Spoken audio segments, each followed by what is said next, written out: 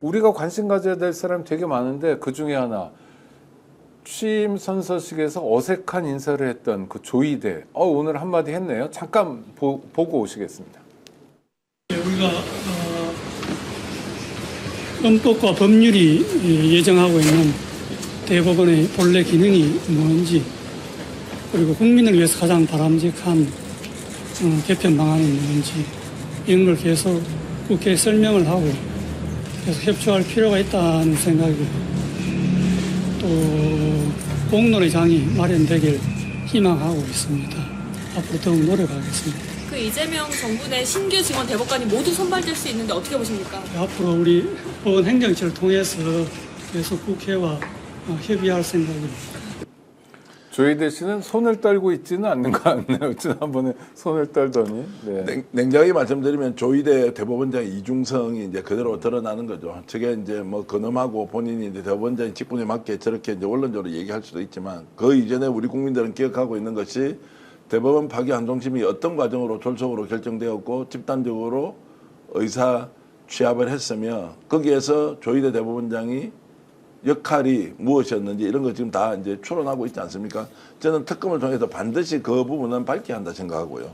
그런 면에서 지금 정권이 바뀌고 나서 어제 어색한 웃음을 웃는 것, 오늘 출근하면서 이렇게 하는 거는 전형적으로 저는 권력 앞에서 이중적 태도를 보이는, 살아있는 권력 앞에서는 오히려 새로운 권력을 죽이는데, 지금은 새로운 권력이 다시 이제 국민의 이런 평가를 받고 난 뒤에 보이는 저런 태도는 저는 이중적인 얼굴이다라고 이렇게 저는 뭐 굉장히 낮춰서 평가할 수밖에 없습니다.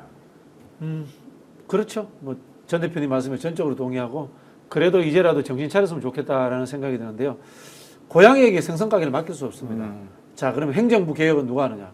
국회가 하는 겁니다.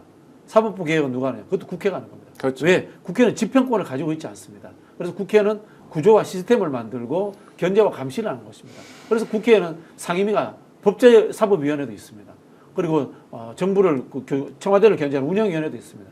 그렇게 하라고 만들어 놓은 제도예요, 상권분립이라는 것이. 그래서 저는 국회가 그런 제도를 만들고 개혁하는 데 앞장서야 되고, 그리고 사법부와 행정부는 국회 의견을 따라야 합니다. 이게 민주주의의 원칙입니다. 그리고 또 하나 좀 말씀드리고 싶은 것은, 이 대법관을 임명하든지 헌재 재판관을 임명하든지 이 방식에 있어서 다원주의가 뭔지에 대해서 지금 철학적 이해를 다시 해야 돼요. 네. 다원주의가 다양한 사람이 들어가는 것이 다원주의가 아닙니다. 다양한 의원들이 통합될 수 있는 구조를 만들어야 된다는 겁니다. 그래서 저는 헌법재판관이든 대법관이든 숫자를 늘리는 것에 전적으로 동의를 하면서, 다양한 사람이 들어가는 것이 아니라 각종 비토를 통해서 극단적인 사람이 못 들어가는 구조를 만드는 것이 더 중요하다. 다양한 의견이 통합되는 구조를 만드는 것이 더 중요하다. 이 말씀 꼭 드리고 싶어요. 헌법재판소에서 대통령 탄핵 사건에 대해서 8대 0으로 인용하듯. 그렇죠, 네. 그렇죠. 그러니까 훌륭하게 진보적인 사람 필요 없습니다. 네네. 훌륭하게 보수적인 사람 필요 없습니다. 이완규 같은 꼴통도 안 되고. 안 되는 거죠. 네. 그러니까 다양한 의견들을 수렴하고, 늘 말씀드리지만 공직자는 신념윤리보다는 책임윤리가 앞장서야 되는 겁니다.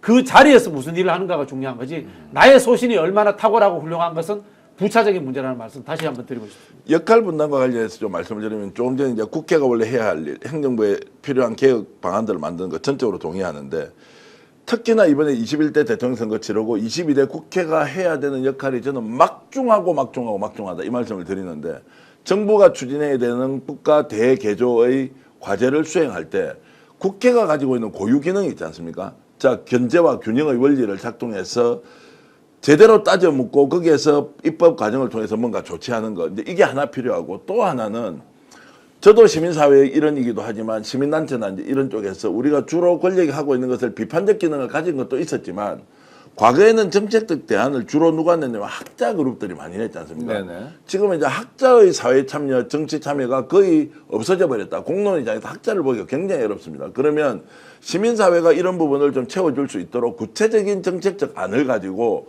정부, 국회를 상대로 오히려 비판자의 위치보다는 훨씬 더 강화된 형태의 새로운 대안을 내는 세력으로서 좀 업그레이드가 됐으면 좋겠다는 생각이 또 하나 들고요.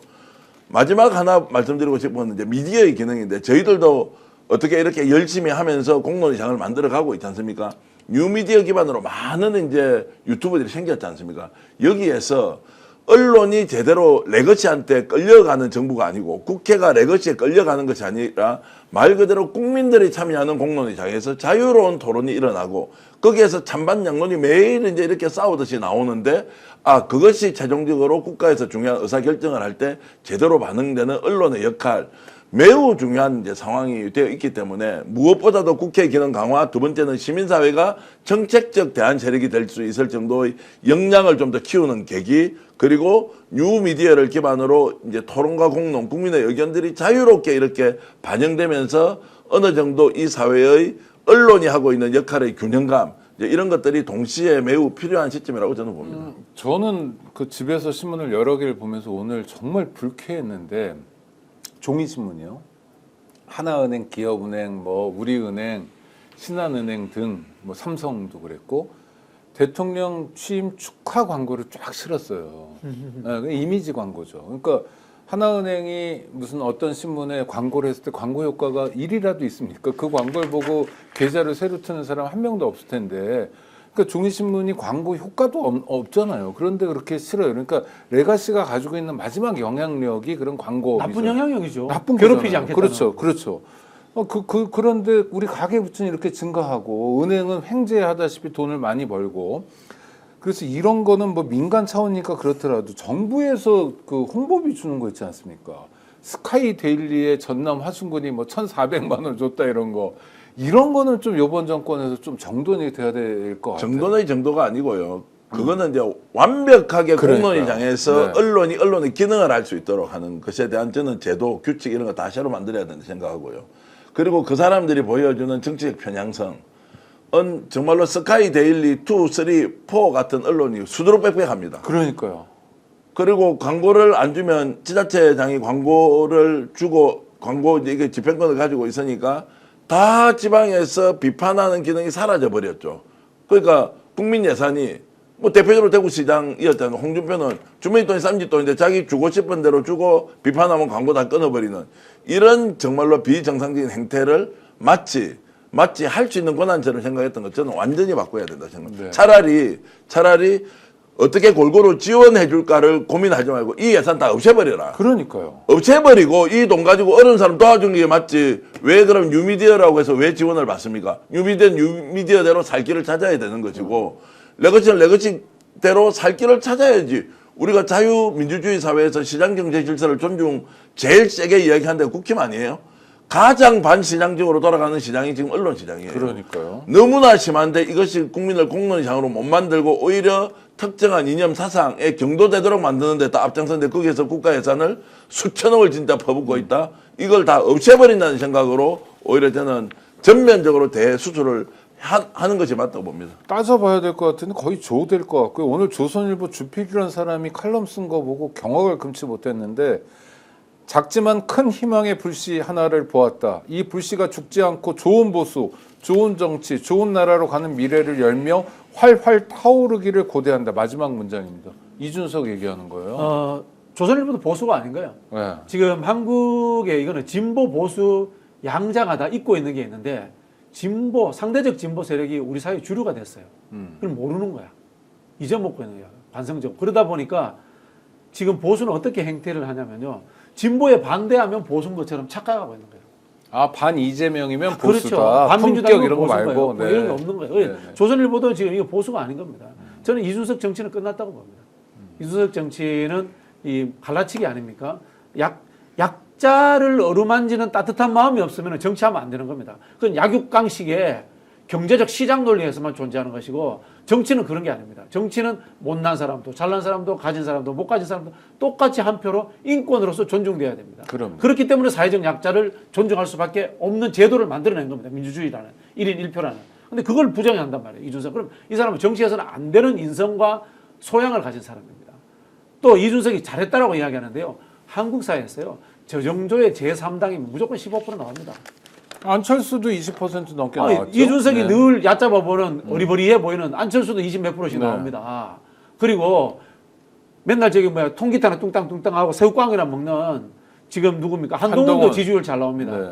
이준석은 잘 알아야 돼요.